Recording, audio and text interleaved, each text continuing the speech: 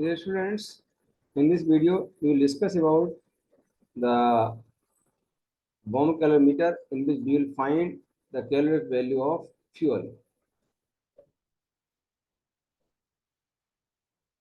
So, to find the calorific value, which is also called as heating value of a sample of fuel using bomb calorimeter.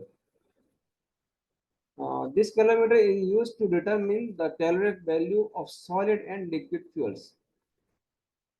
Is we can use this apparatus to find the calorific value of solid fuel as well as liquid fuels. The calorific value obtained by this calorimeter is the high calorific value at constant volume because the fuel under test is bent at constant volume in the closed vessel known as the bomb. Because the volume remains constant, so we can say it is the high calorific value at constant volume. The body of the bomb, which is made of stainless steel, which is capable of withstanding high pressure, heat, and corrosion. Because when the combustion will take place, there is the chances of the high pressure as well as heat will also be produced here, and at the high temperature, the gaseous product will corrode the surface. So the bomb, which is made of the stainless steel, and that is capable to withstand high pressure, heat as well as corrosion. It consists of a base which supports the platinum crucible in which the combustion will take place. The function of which is to contain the sample of fuel to be tested. In this crucible, we will take the sample for the testing. The crucible acts as conductor for the current which is used for igniting the fuel. It will act as the conductor for the current. Current will pass through it so that the ignition will take place for the fuel. The thread cover carries the oxygen valve for supplying oxygen and release the valve for exhaust gases. So this is the apparatus of the setup. We can see here. This is the setup here. We can say, and we are having the two pictures here. So here you will see that this is the crucible. This is shown here. This is the crucible, and these are the ignition wires. So when the current is flown there, current is passed, then the combustion current will flow here in the take place. In this crucible, the sample is taken here. This is the sample. Sample is taken here, and this you can see. This is the called a steel bomb, which is capable to withstand the pressure, temperature as well as the corrosion. Here you can see this is the heater. That the heater is also heater is there, and this is the water jacket. This is the bucket and insulated jacket. The jacket provided from the all the side so that the heat should not go outside. Otherwise, we are not able to find the correct value of the correct heating value. This is also insulated from the top side. This is the magnifying eyepiece to see the reading from this thermometer for the temperature measuring here in the jacket. This is the airspace.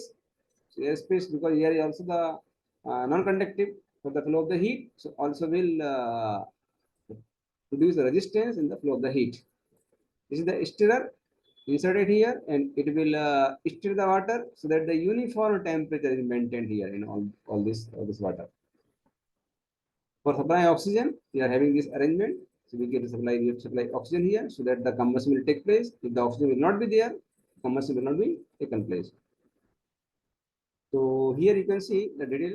The bomb is surrounded by a measured quantity of water contained in a container known as calorimeter. So in this calorimeter, we take a certain quantity of water. The calorimeter is further surrounded by a water jacket, and an airspace is provided between the two to reduce the losses of heat due to radiation. Because the combustion will take place, and because of that, the gases will be there, and the gases are the high temperature and pressure. So the heat will be released to the surrounding, and if it is not made of the conductive, non-conductive material or the insulating material, the heat will flow to the outside area by the convection as well as by the radiation. The lid of the casting is is provided with the suitable opening for the thermometer as well as the stirrer. Thermometer will measure the temperature of the water, and stirrer is used to make the uniform temperature. Stirrer is around the bomb and is moved up and down by means of the crank. So what is the procedure here is that we take a sample here. In this crucible, we take the sample of the fuel and this whole setup is used.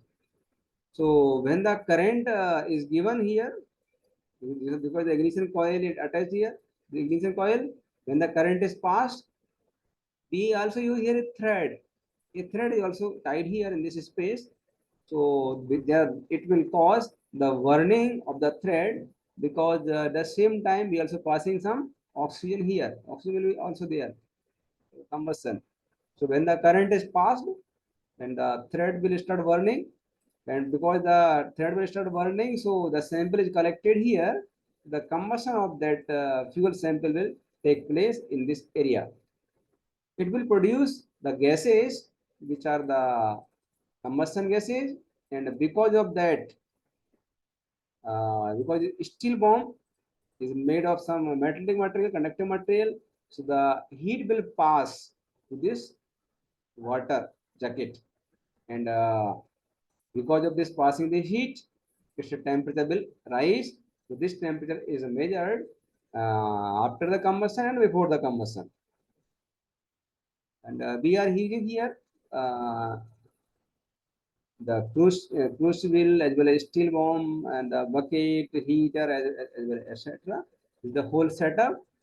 And for measuring the temperature of this water jacket with the help of thermometer, we are using a magnifying eyepiece to measure this temperature. So this is the whole setup actually. And what is called the heating value or the calorific value.